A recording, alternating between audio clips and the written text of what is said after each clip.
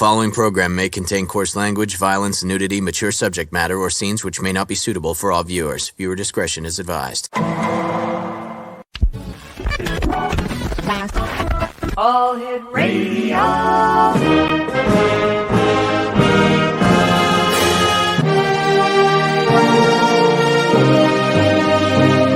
Welcome to the X Zone, a place where fact is fiction and fiction is reality.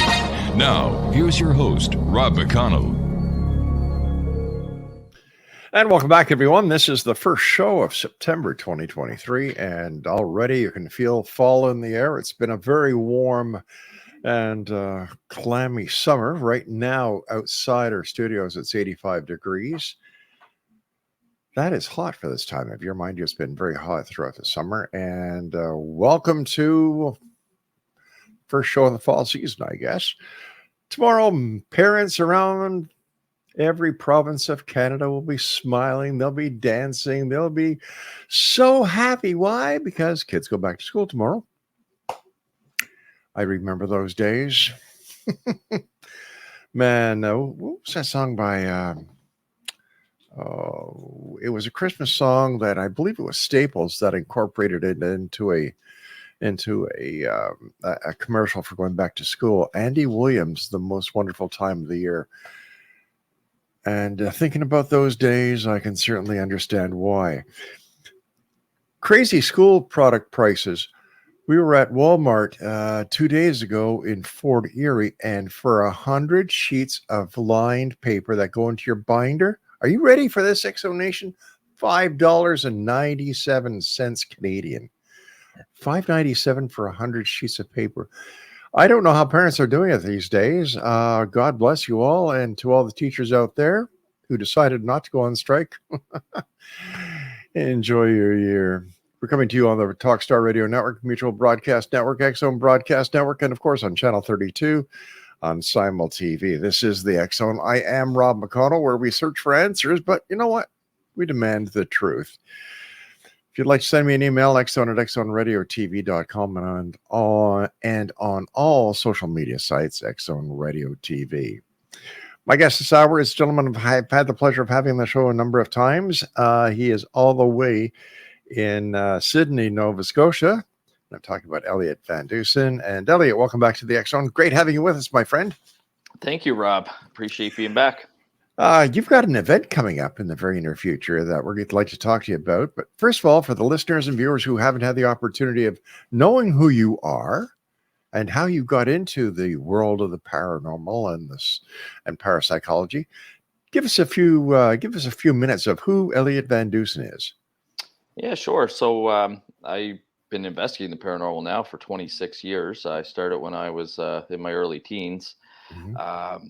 I always credit the show Unsolved Mysteries to getting me into the paranormal because I knew one of two things. I knew that I wanted to be a police officer. And so I really liked Unsolved Mysteries because it talked about, cold cases. And that was kind of my passion was homicide investigations. And not to mention that Robert Stack from The Untouchables was the host of the series. Oh, yes. Yeah. He was a classic. I remember watching the show in the basement with the lights out and the music would scare you. And no, it was great. And then every once in a while they'd show like, a ghost story or a UFO story. I thought that was really interesting. And then around 1997, I discovered the X-Files, which had been on TV since 1993. And I thought it was really cool. You had two law enforcement officers investigating the supernatural. And then I ended up getting recruited by the Royal Canadian Mounted Police, our federal police force here in Canada. I did 15 years service with them. I spent 8 of them on major crime unit, which does entail homicide. So I made my boyhood dream come true. And in the meantime, I had continued with the paranormal. I took some online courses and kept up on the research and all the literature in the field. I didn't kind of do public things while I was with the RCMP. Kind of ran into some ridicule, I guess, for my passion for the paranormal while I was a police officer. But then towards the end, when I knew I was getting ready to retire, I came back out, started doing public appearances again. I'm the corporate director of Paranormal Phenomena Research and Investigation. We're a nonprofit organization registered in Nova Scotia, across Canada, and in the state of Massachusetts, because we service New England and Atlantic Canada. We do investigations, research, and educational events for the public, all for free. And we do have a big event coming up this October 7th, Saturday. All right, tell us about this big event. That it's going to be in Halifax or in Sydney? This one's going to be in Halifax. It's called the Halifax Paranormal Symposium. It's going to be on Saturday, October 7th, which is our Thanksgiving long weekend up here in Canada. We're going to have 5 guest speakers. 2 of them are international. One is Dr. Richard Gallagher, Columbia University psychiatrist that believes in demonic possession and has helped the church out on multiple occasions with assessing people for mental illness and ruling out mental illness, and then the church would continue to pursue an exorcism. Very lucky to have Lauren Coleman, who's an internationally recognized cryptozoologist. So she's going to do a presentation specifically on creatures that have been reported in Nova Scotia. Even through my investigation, we've had reports of a sea monster in St. Margaret's Bay. There has been reports of Bigfoot in the province. Lots of black cats or panthers have been reported. So I'll be really interested to see Lauren's presentation. Then we've got Dr. Darrell Walsh. He's a parapsychologist, a colleague of mine. He's going to talk about Are Ghosts Extinct? He's going to kind of talk about how, we used to see the old-fashioned apparition in the white wedding dress, and now today it's all about ghost apps and technology and things like that. So he's going to kind of bring us into the modern world.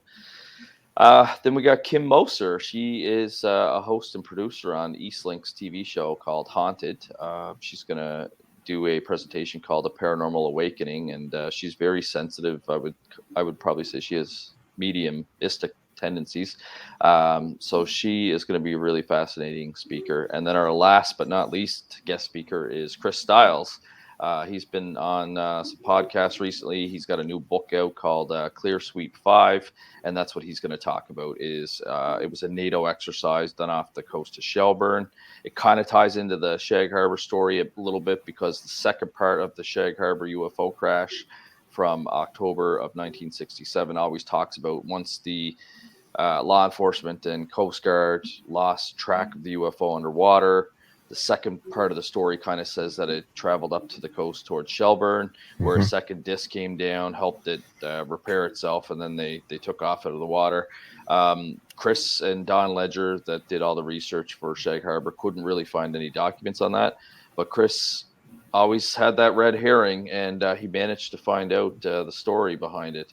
And it actually happened 7 years before Shag Harbor in Shelburne. It was a completely separate incident. It did involve 2 UFOs that were submerged underwater. The Canadian Navy and the Canadian divers that he interviewed claimed that they saw extraterrestrials repairing the ship, and that there's video footage of it. So, of course, Chris is a bulldog. He's trying to track down that video footage from the government. Whether or not he'll get it or not, that'll be another story.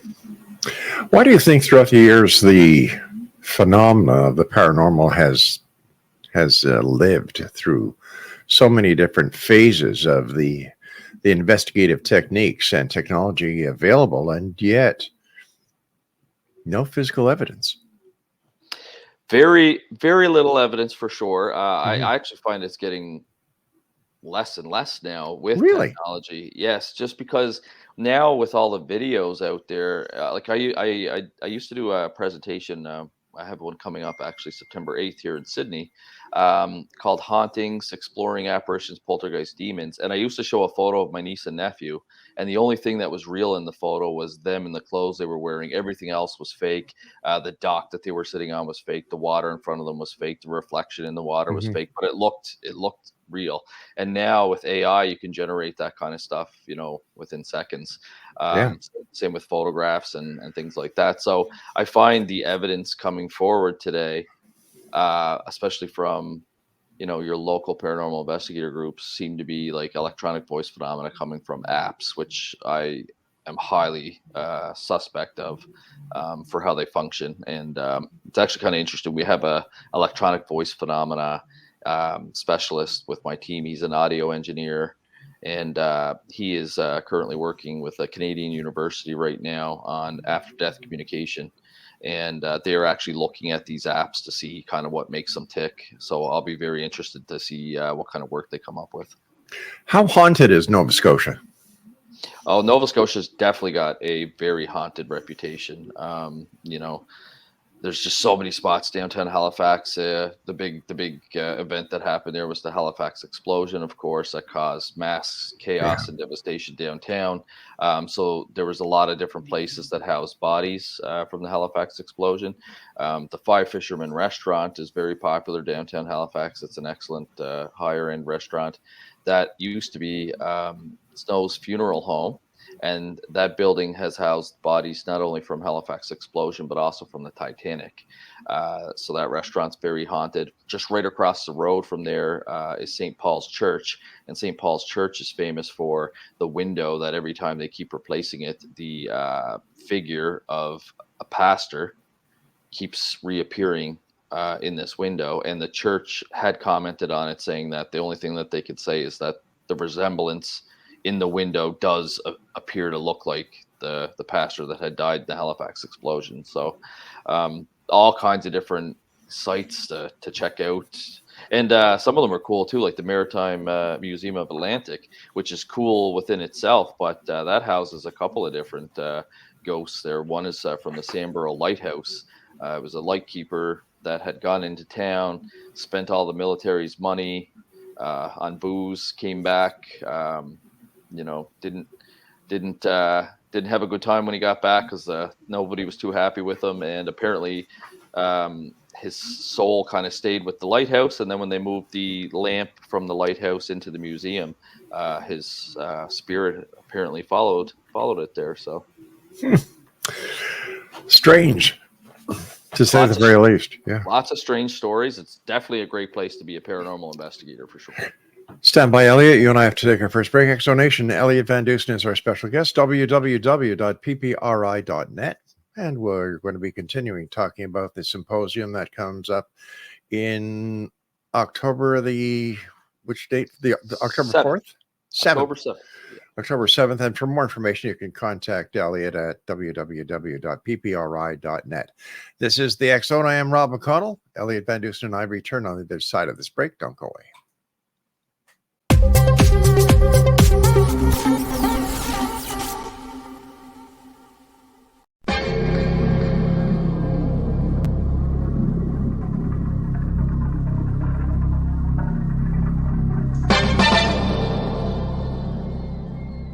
Are you ready to dive into the mysteries of the unknown? Tune into the electrifying X Zone radio TV show hosted by the one and only Rob McConnell. I'm Rob McConnell, and get ready for a mind-bending journey through the unexplained phenomenon that surrounds us all. From UFO encounters to cryptids, ghosts, and everything in between, we've got it covered here in the X Zone. Rob McConnell, the seasoned investigator and renowned radio personality, brings you the most compelling interviews with top experts, authors, and experiencers from around the world.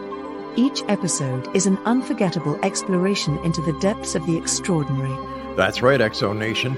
Join me every week as we open the door to the supernatural and explore the strange and amazing stories that will leave you questioning everything you thought you knew. And it's not just radio anymore. With our groundbreaking TV show, you can now witness the sessions unfold right before your eyes. From chilling reenactments to captivating visuals, prepare yourself for a multimedia experience like never before. With a legacy spanning over 2 decades, the X Zone Radio and TV show with yours truly, Rob McConnell, is your ultimate source for mind-blowing entertainment and thought-provoking discussions. Join our growing community of truth seekers as we continue to unlock the world's mysteries. So, why wait? Step into the X Zone and embark on a journey that will challenge your beliefs, ignite your curiosity, and keep you on the edge of your seat. Remember, X Zone Nation, the truth is out there, and it's waiting for you right here on the X Zone Radio and TV show with yours truly, Rob McConnell.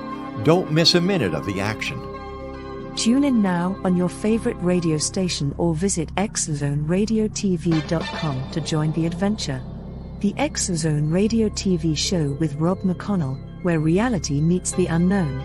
The Exozone Radio TV show, unraveling the secrets of the universe, one episode at a time. For more information, visit www.exozonradiotv.com.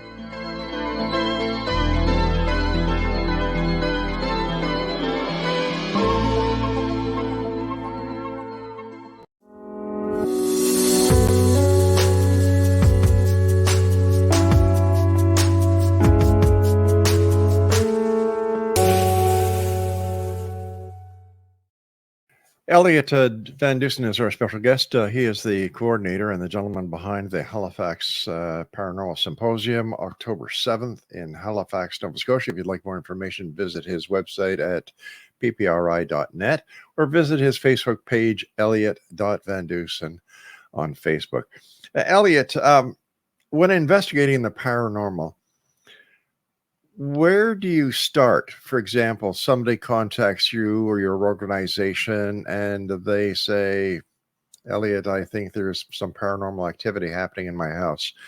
I'd like you and the members of the PPRI to come to the house and do an investigation. Where do you go from that point? Well, we just recently actually had a case very similar to that.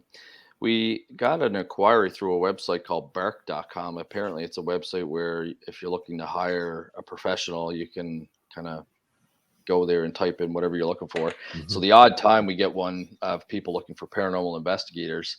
And we had an inquiry come in saying that this family in East Hants County here in Nova Scotia was experiencing some poltergeist activity. And that's all kind of that the detail said. So of course, I got the contact information, called and spoke to the couple. It's a married couple, man and woman, that live in the house.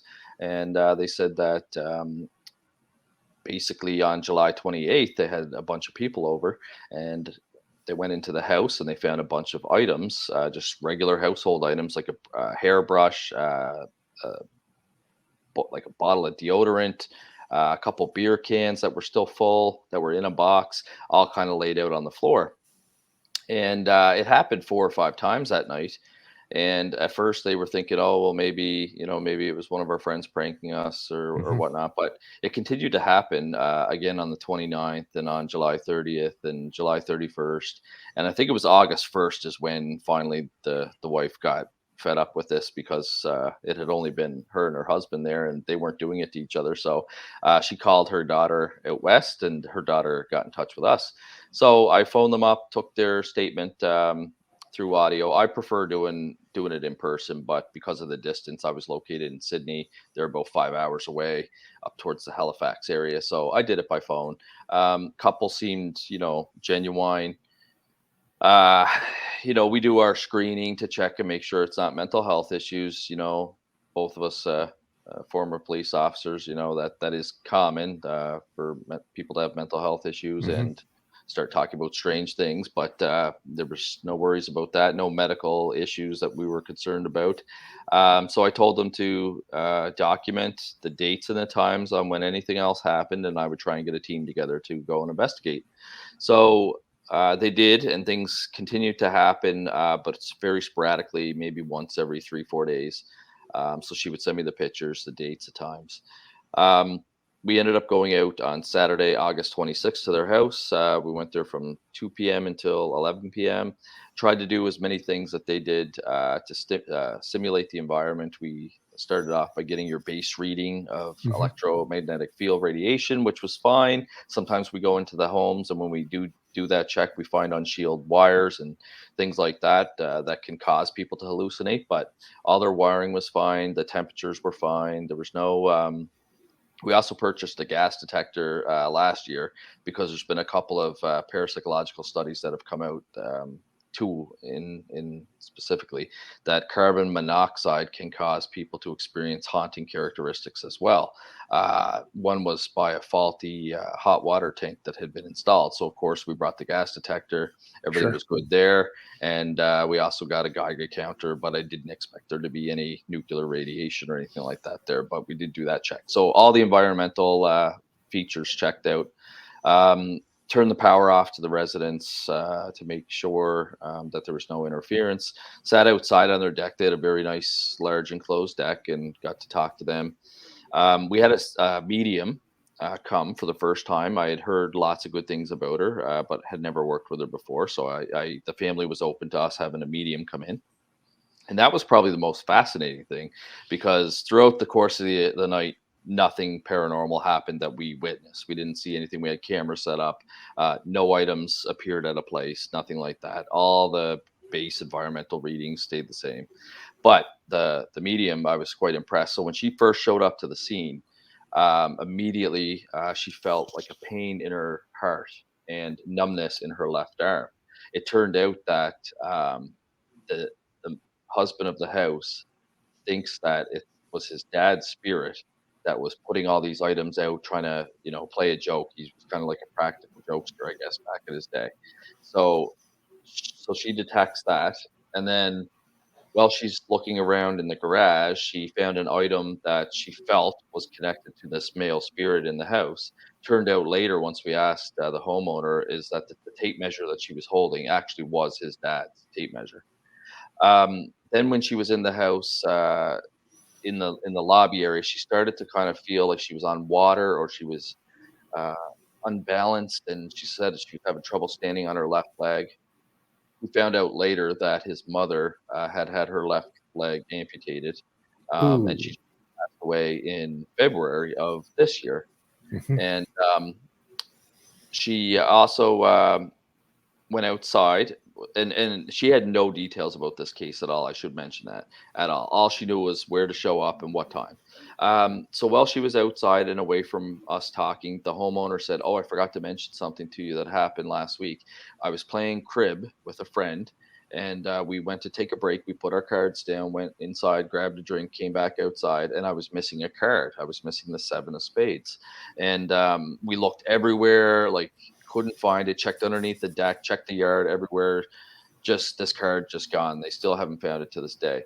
So one of my investigators handed the deck of cards to Jody, our medium, when she came in, and she felt it, and she could tell. She said, "Oh, I don't like these cards. They're very busy." And I looked at them, and they were recycled cards from Casino Nova Scotia. So I would imagine, quite a few people touched them before they circulated them out. But then Pierre asked her specifically, "Do any cards or card come to mind?" And she said she could see the 6 and the 8 of spade. And ironically, it was the 7 of spade, the one right in between, that was missing. And said Unreal. she had no idea about like these cards, or why. She actually asked Pierre, like, "Why are you asking me about these cards?" And he was just joking around saying, "Oh, I like to cheat at cards and blah, blah, blah." Mhm. But she ended up picking, in between the missing card. So later on in the night, when we weren't getting any activity at all, we decided to try and do some electronic voice phenomena with the audio recorders, and kind of held like a mini seance. And Jody was able to connect with the male spirit, who we didn't know his name because the wife and the husband didn't tell us what his dad's name was. And she kept hearing a P sound. She said it sounded like p. So she said, "Is his name Peter?" And he said, "No, but he had a friend named Peter." And then she picked up the tape measure, because we took 2 personal items. We took a rosary that used to be his mother's, and we took the tape measure that used to be his. And when she picked up the tape measure, she said, "No, his name's Paul." And apparently his name was Paul. Son.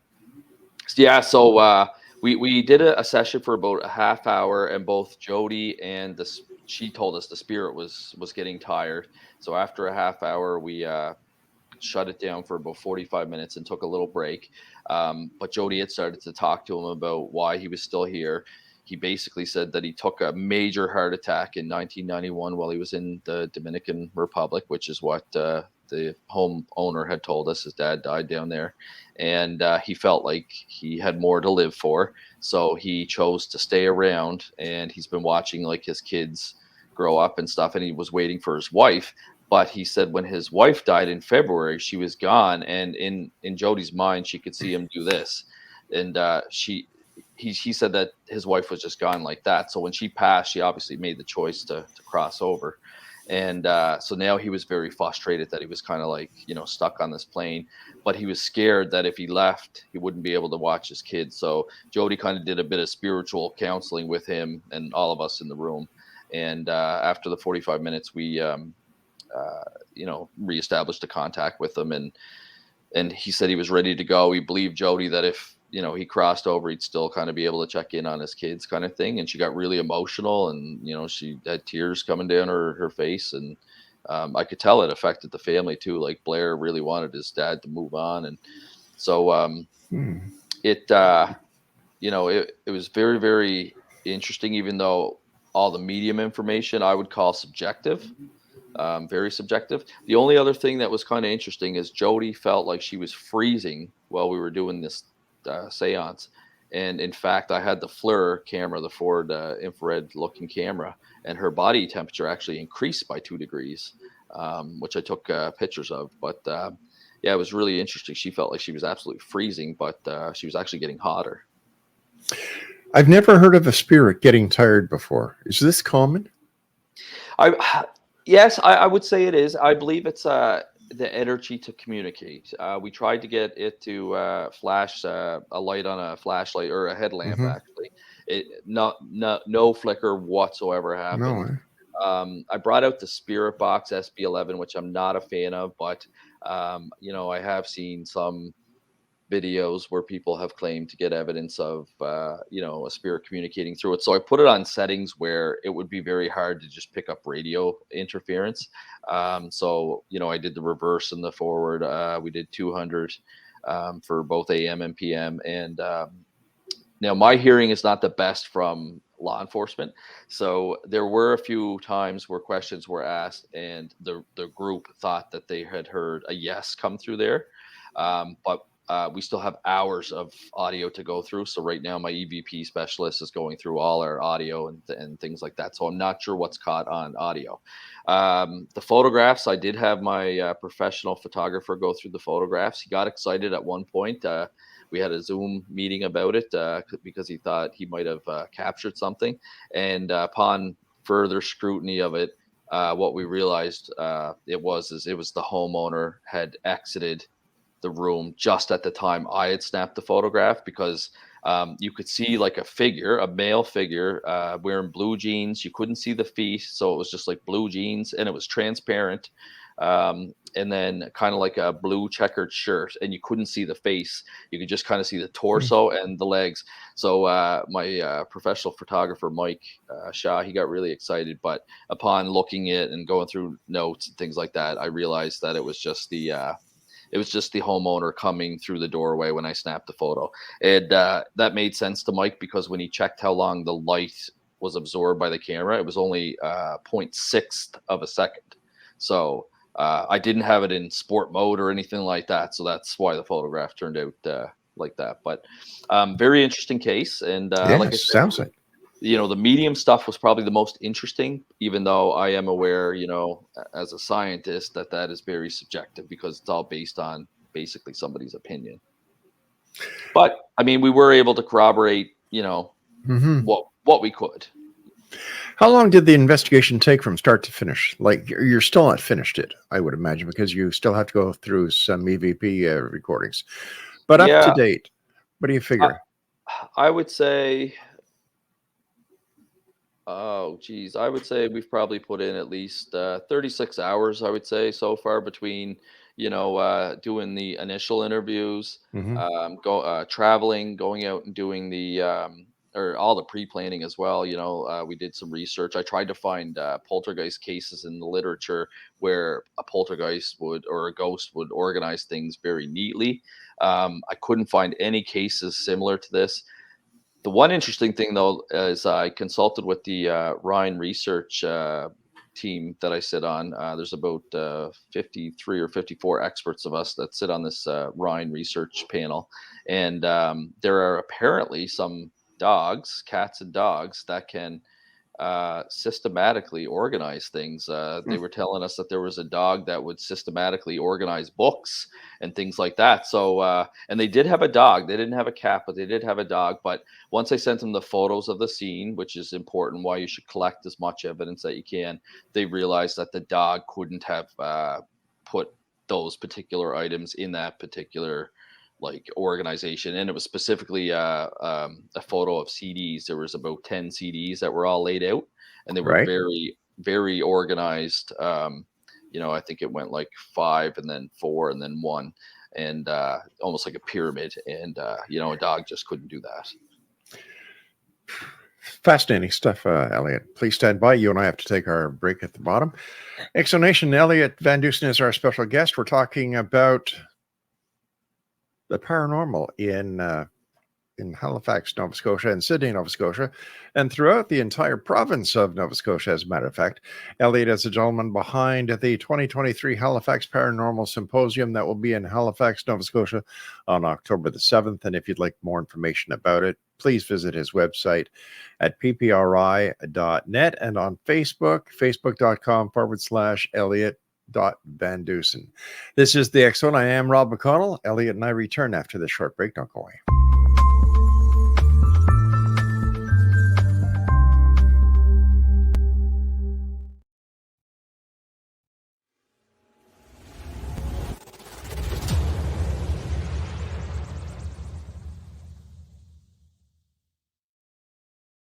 So I was watching the X Zone TV channel last night when I was abducted by aliens, and they kept repeating to me over and over again, simultv.com, simultv.com. What's simultv.com? That's what I asked them. They had it written on the side of their UFO. How do you spell that? UFO. No, I mean simultv.com. simultv.com. simultv.com. Right. simultv.com. Interesting that you were abducted by aliens in a simultv.com UFO last night. Oh, yeah? Yeah. Now that you mention it, I remember now last night I was awakened from a deep sleep. My great-grandmother was standing there. She said she'd come from the hereafter to tell me about simultv.com. She even spelled it out for me. simultv.com, sonny boy. simultv.com. simultv.com, sonny boy. Wow. Yeah. Guys, you'll never guess what my psychic guru just told me. simultv.com. Exactly. Are you guys psychic too? Of course. We all know about simultv.com. simultv.com.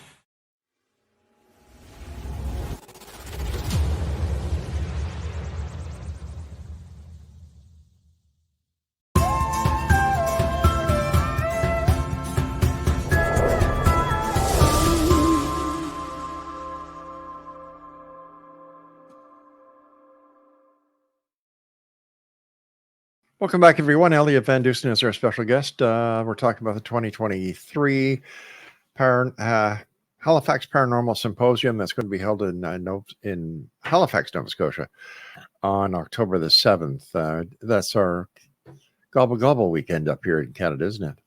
It is. It's going to be a great event. There hasn't been anything in Nova Scotia like this for quite a while. They used to do an East Coast Paracon down in Liverpool on the South Shore. They do the Shag Harbor Expo every year, but that's specific to UFOs. Actually, one year they were short, and they called me up, and I went down and did a ghost lecture at a UFO conference. But people enjoyed it anyway. So I wanted to kind of bring this back. We actually tried to have this done before COVID hit. We started planning it in like 2018, hoping to have it, in 2019, but we had to delay it for the next year, and then COVID hit, so we delayed it, for at least 2 years. And then we've been planning this now for the past year. It's definitely taken up most of my time because I'm still trying to write my 4th book, which is called Hauntings and Homicides. It's going to be about haunted sites where homicides have occurred because of my homicide background and my parapsychology background. So I've started it, and I've gotten some stories written, but this has been taking up most of my time, plus running, my nonprofit organization. And, we're actually busy with kind of a side project as well. Not much happening until the new year, but we're going to create the International Association of Paranormal Investigators and Law Enforcement Officers. So we're kind of in the process of, creating that as well. So there's always something to do. But this conference, I think, will be good. I checked with the Parapsychological Association. They held one in Halifax back in, I think it was 2007, but they said it was one of their most poorly attended events. But that is a highly academic event. And I knew that if we held a highly academic event in Nova Scotia, that it might not have the interest of most of the general public. So we kind of wanted to go somewhere in between where it's going to be very educational, and everyone speaking there, is an expert in their field. But it's also going to be entertaining because, they're really cool stories. Like, everyone's fascinated by demons and demonic possessions and UFOs and aliens and ghosts. So I think people are going to have a great time there. Something for everyone. There is definitely going to be something for everyone. There's some vendors as well. There's going to be, PPRI, my organization, and Ghost Project Canada are going to have a table there. Local author Steve Vernon's going to have a table there. The new TV series that's being filmed called Maritime Mysteries, I think. I might have got that wrong. They're going to have a table there. And then I got some great prizes. So anybody that buys a ticket to the symposium, your ticket or your name will automatically be entered into a raffle. And some of the prizes we have is we have a free reading from Joanne Gerber, who's a certified psychic medium down in the New England area. She was tested by the Windbridge Research Center.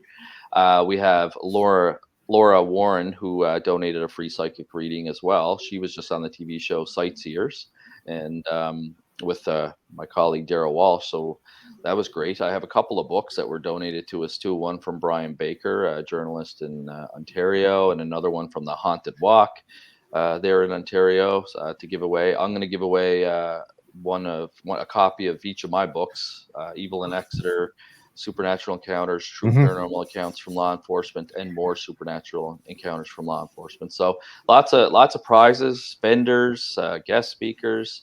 I think it's going to be a good time. Where's the venue for the event? It's going to be at the fairly new Halifax Tower Hotel and Conference Center, which is in Bayers Lake. They had just built it when we signed the contract to do the symposium there. So it would be about 2 years old now, but great venue, good location as well. Bayers Lake has a bunch of chain restaurants and shopping and things like that. It's 20 minutes from the Halifax International Airport. So very, very good location.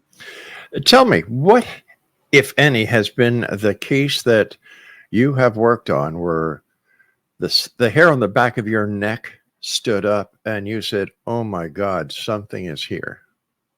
It's definitely the Exeter case, which I've talked about a lot on all the podcasts. It was a house, a fairly new house that had nothing to do with the location or where the house was built. I believe it had to do with the people. And I always say that not just locations can be haunted, but people and objects can be haunted as well. I witnessed, I could hear footsteps approaching me very clearly. I saw doors open and close on their own. I saw locks lock and unlock on their own. I saw a doorknob turn 3/4 of the way when there was only myself on that second level. And then when I opened the door, as it was still turning, there was nobody there. We experienced temperature drops, but the equipment didn't pick that up, which is not uncommon. Sometimes people experience the temperature drops or a temperature rise, and the equipment doesn't pick it up. There was fire alarms that would go off for no reason and would only turn off when you splashed it with holy water. The kids wouldn't sleep for days on end, claiming that they could hear something scratching inside their walls. And of course we checked, make sure there's no rodents, make sure the tree branches aren't outside scratching the window. A lot of people say that it's funny, they kind of know, like once I start telling them about how we do our investigations, they say, you always look for like natural explanations first. And that's just it. Like, as a police officer as well, you're very critical of what you're dealing with or what you're told with, because contrary to popular belief, people like to lie to the police. So so of course we do our due diligence, so we dig around, right? So it's the same on an investigation. I only think that my law enforcement experiences made me a better parapsychological investigator for sure. Where do you see the science of investigating the paranormal in the next 5 years? Right now, I'm seeing a trend. There's a lot of work being done by Dr. James Horan and his colleague Brian Lathy, and they're working on a lot of environmental theories that things like low lighting and being primed for a situation or having awareness and paranormal belief. If you're a believer, you tend to experience more paranormal phenomena than a non-believer. I think a lot of the research is going that way. As far as the field investigations right now, I find that it has slowed down significantly since all the TV ghost shows have come out because everybody wants to be a paranormal investigator. Even for the Halifax Paranormal Symposium, I reached out to all the groups that I could find online that had a website or that were on Facebook, because some people don't have websites now, it's just Facebook pages. And I think there was at least a dozen different teams in Nova Scotia that I could find. Now, we're not one of those organizations that says, okay, guys, it's Friday night, let's go out to the graveyard or let's call up our local museum and go hang out in the museum. We're more of a reactive organization because we do so much in education and things like that. So when we get a call like we did back on August 26th or August 1st, I guess the call came in, it's because we're like a reactive organization kind of thing. Now, if one of my investigators has a really cool site that they want to check out, for example, Pierre came to me recently with a possible admiral's house at the Stadacona base in Halifax, the old military base, and Pierre is retired Navy. That place sounds really, really interesting to me. There was a lot of death that happened there. Yellow fever had gone through there at one point, and I believe a servant had fallen down the stairs and died at the house. So a lot of history, a lot of traumatic history involved, and it sounds like a promising kind of location to check out. You know, if we have nothing on the go, sure, it gets us out and gets us using the equipment and kind of gets some practice in. And you never know what you're going to see. Like I said, last investigation, I was mostly impressed with the medium rather than anything else. Time's come when you and I must say so long for tonight. First of all, Elliott, thank you so much for all the great work you do, and thank you for your service as a member of our federal police force. You guys do a great job. Any last words of wisdom for the X-Zone Nation? And of course, give us some more information about your symposium that is on October the 7th in Halifax. Yeah, absolutely. So if you go to our website, ppri.net, and click the link, the events link on our website, it'll take you to the Halifax Paranormal Symposium kind of website we have set up. ppri.net/tickets is where you can get your tickets. There's still a limited number of tickets available. We expect sales to start picking up here as the fall continues. We've already pre-sold quite a bit, so we were happy with that. So I would expect now with the fall weather coming and school back in and people looking to do spooky stuff that the ticket sales will ramp up here. So grab your ticket now if you're kind of holding on or thinking about getting it. Yeah, I mean, our website is basically the main place to get in touch with us. There's a contact us form, and you know, even if you have a question about the paranormal, feel free to contact us. Sometimes we just answer questions for people. That's Elliott, what we're there for.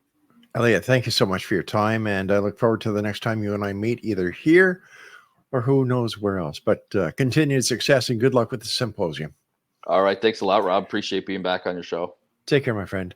X-Zone Nation, we'll be back on the other side of this break as the X-Zone continues with yours truly, Rob McConnell, from our broadcast center in St. Catharines, Ontario, Canada.